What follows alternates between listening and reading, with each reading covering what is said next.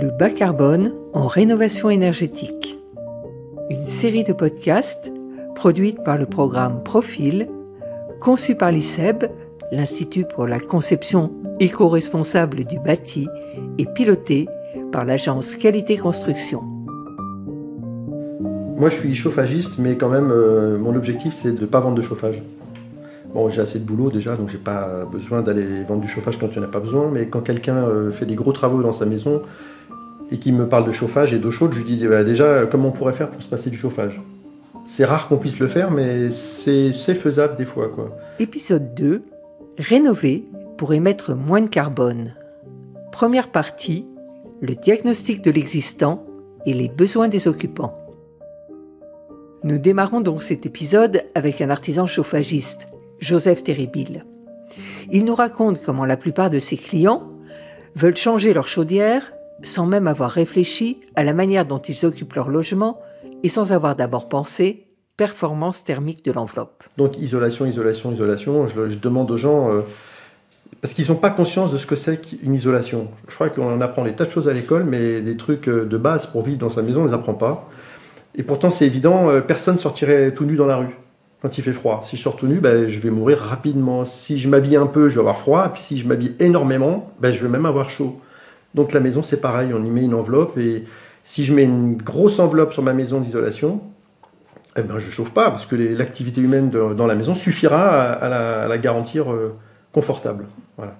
Moi, par expérience, j'ai aussi beaucoup de clients qui ont des maisons hyper mal isolées ou pas du tout, qui ont des consommations gigantesques. En région parisienne, c'est des gens qui ont des maisons qui sont jolies, on ne peut pas isoler par l'extérieur.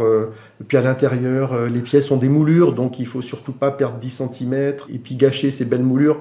Et donc ils ont des consommations de 50 à 100 000 kWh par an en gaz, ce qui est gigantesque, mais comme ce sont des gens aisés, ils grondent un peu, mais bon, finalement, ça ne vaut pas le coup de se priver de la beauté de tout ça et brûlons plutôt du gaz, quoi. Mes clients, ça va de ça. Alors ça, c'est des gens qui vont me demander un chauffe-eau solaire pour économiser de l'énergie. Mais vous savez, le chauffe-eau solaire, franchement, là, il va vous faire économiser 5% de votre consommation. Le problème, c'est le chauffage chez vous. Du coup, je ne leur fais pas. La personne qui a une maison passive, voire énergie positive, en région parisienne et qui n'a pas de chauffage. J'ai vraiment la totalité. Et moi, par expérience, quand je suis chez, par exemple, un client qui a une maison passive, je vois qu'à 17 degrés l'hiver, je suis en t-shirt et je suis bien. Parce que les parois sont bien isolées, donc la chaleur qui est dans mon corps, elle y reste. Puisque forcément, si les parois ne sont pas ultra froides, la chaleur, elle a finalement du mal à quitter mon corps. Voilà. Et puis, les gens qui ont des maisons pas isolées, ils mettent 23 sur leur thermostat et ils ont tout le temps froid. Et ils me disent, ouais, mais j'ai l'impression qu'il y a des courants d'air. C'est pas des courants d'air. Vous avez une masse de, je ne sais pas combien de tonnes de pierre autour de vous, là, qui est gelée. Et dès que vous rentrez, vous êtes dos à un mur. Le mur, il aspire littéralement votre chaleur. Donc la première chose à voir, c'est isoler sa maison. Il y a 3 modes de conduction. Il y a la conduction, la convection et la radiation, qui fait que la chaleur quitte un corps chaud et va vers la partie la plus froide. Voilà, donc il faut vraiment faire attention à cette histoire d'isolation. Oui, comme le dit Joseph Terribil, dans une rénovation, pour émettre moins de carbone, l'isolation de l'enveloppe est essentielle. Mais avant de passer à cette phase travaux, un diagnostic de l'existant est primordial. Nous allons suivre Héloïse, qui vient d'acheter une maison à Brive-la-Gaillarde. Évidemment, en tant que professionnelle du bâtiment, elle souhaite la rénover bas carbone. Chaque rénovation est unique. Il n'y a pas une solution pour aboutir à une bonne isolation. Il faut avoir une vue globale et une approche systémique du bâtiment. Premier élément à prendre en compte, le lieu d'implantation du bâtiment, et donc le climat, et les risques naturels qui y sont rattachés. Voie A, évolution de la bordure du quai, s'il vous plaît. Le train Intercité. Pourquoi est-ce qu'on a acheté ici ? Nous, on vient plutôt de la région parisienne, même si on n'est pas parisien à la base, on a grandi ailleurs. Mais on a souhaité habiter dans un endroit qui était quand même pas complètement éloigné des principaux axes de transport collectif. Donc ça permet quand même d'être aussi bas carbone en dehors même de la maison, d'être bas carbone aussi sur le transport.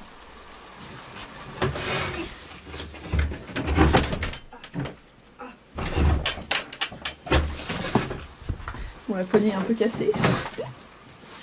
Donc voilà, c'est une maison qui, a priori, on pense que ça date du XVIIe siècle, parce que dans le hameau, c'est des maisons qui sont toutes fabriquées pareil, plutôt des anciennes fermes. En fait, il y a 3 pièces principales au début. Il y a une pièce comme ça, une autre pièce qui fait la même taille et une troisième. Elles font toutes 25-30 mètres carrés. Elles sont séparées par à chaque fois des gros refends où il y a des cheminées dedans. Après, il y a une extension à l'arrière. Mais à la base, voilà, c'est vraiment une maison avec qui était plutôt une ferme. Là-bas, en dessous, il y a une cave. Ici, en dessous, c'est sans doute la terre. On ne sait pas encore très bien. Et à l'étage, c'est un grenier. L'idée pour nous, c'est de faire une rénovation bas carbone performante, très performante. Et elle a vraiment tout ce qu'il faut pour arriver à ça. C'est une ancienne ferme, c'est de petites fenêtres. Par ailleurs, c'est pas évident, ça se fait pas comme ça de modifier la façade. Comme c'est un site qui est inscrit, il faut faire une déclaration, passer par la validation des bâtiments de France, tout ça.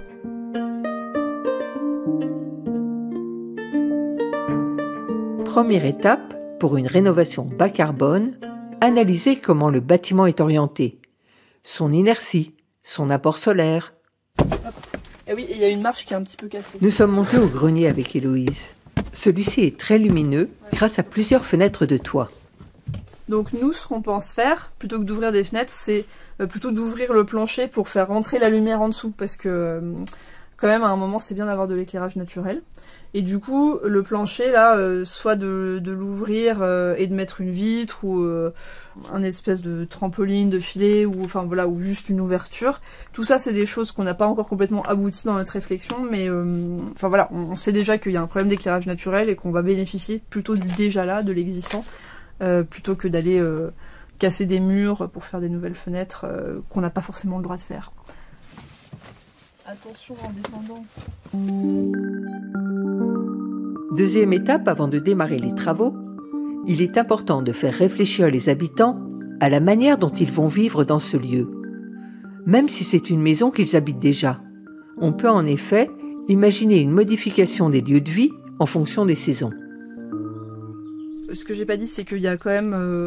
sans compter le grenier, il y a quand même 150 mètres carrés, on n'a pas tout vu là, mais... donc nous, on n'est que 2. Et on va pas habiter 150 mètres carrés.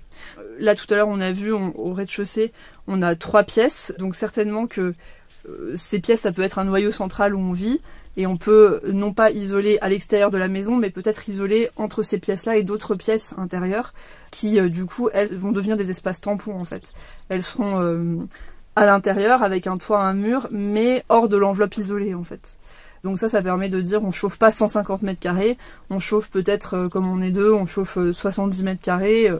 70 mètres carrés, c'est largement suffisant pour vivre. On essaye toujours de réduire le carbone par mètre carré, ou les kilowattheures par mètre carré. On peut limiter le carbone, mais on peut aussi limiter les mètres carrés. La sobriété, c'est aussi ça. Quand on fait une rénovation bas carbone, c'est très important de réfléchir à quelles sont les surfaces de vie qu'on va vraiment vouloir habiter l'hiver. Et à l'inverse, en été, on peut imaginer qu'on va aller s'étendre un peu plus dans les zones tampons. Donc c'est vraiment de réfléchir avec tout le déjà là, sur comment on va pouvoir partir de tous ces atouts et de toutes les contraintes aussi du déjà là pour vivre au mieux quoi, dans ces espaces. Évidemment, cette problématique des espaces différents à vivre suivant la saison n'existe pas toujours. C'est certain que dans les appartements de nos villes, qui manquent bien souvent de mètres carrés, la réflexion est un peu différente.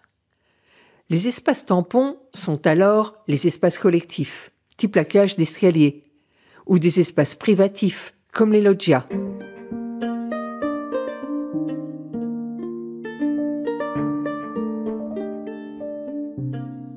Troisième étape, le diagnostic.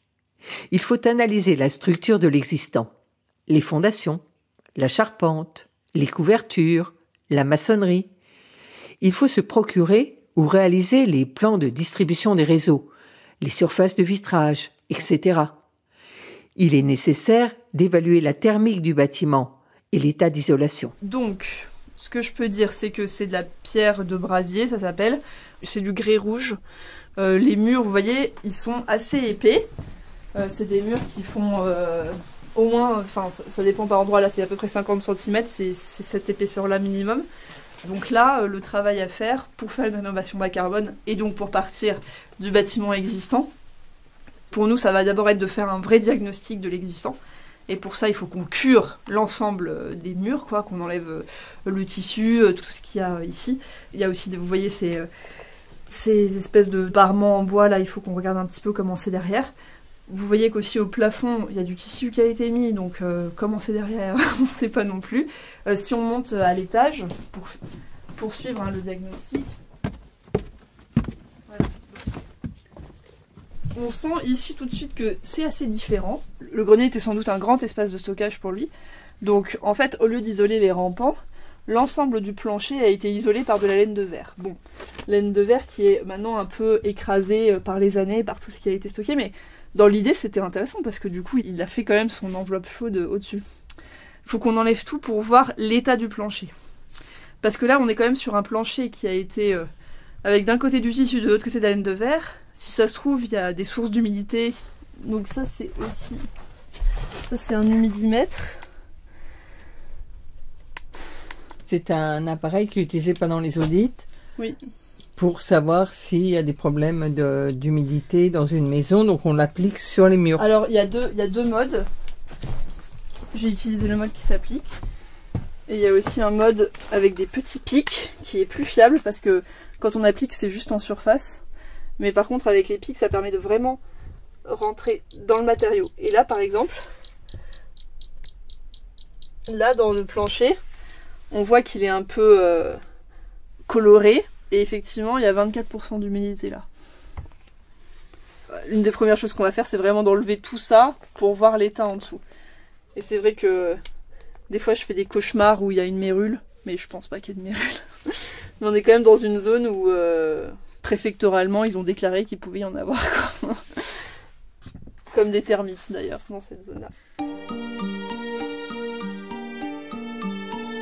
Dans une rénovation, il est important de traiter les problèmes d'humidité avant toute autre intervention sur l'enveloppe. Trouver les causes, les traiter, laisser les parties impactées sécher, comme par exemple ici les planchers bois. Il est ensuite nécessaire de vérifier les ponts thermiques et la perméabilité à l'air, éventuellement à l'aide d'une caméra thermique ou parfois simplement à l'œil nu.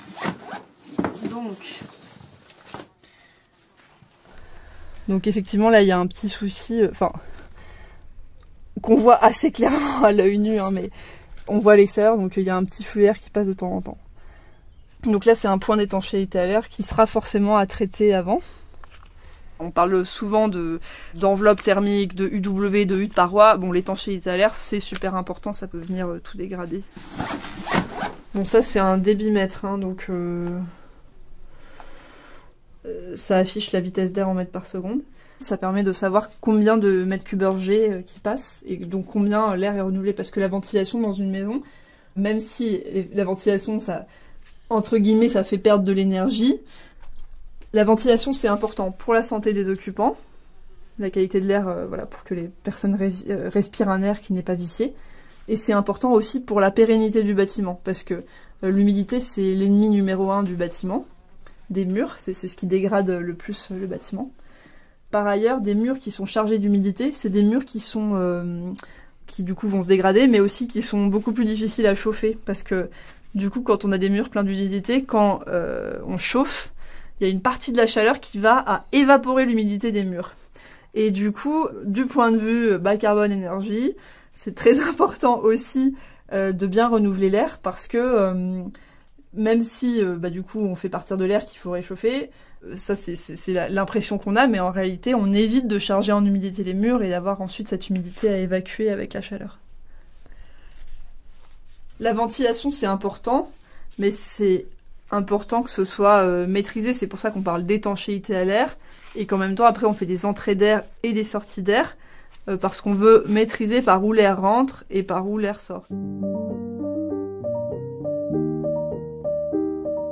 C'était le bas carbone en rénovation énergétique, épisode 2. Un point qui est important aussi, c'est quand on rénove une maison comme ça, c'est d'anticiper aussi tous les âges de la vie.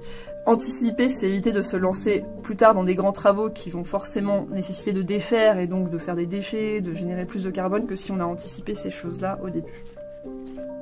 Expertise, Emmanuel Pat, architecte, Héloïse Pelaine et Mohamed Silla, respectivement ingénieur thermique et ingénieur génie civil et construction. Avec Joseph Terribil, chauffagiste, et Héloïse Pelaine, ingénieur thermique. Création, partage de voix.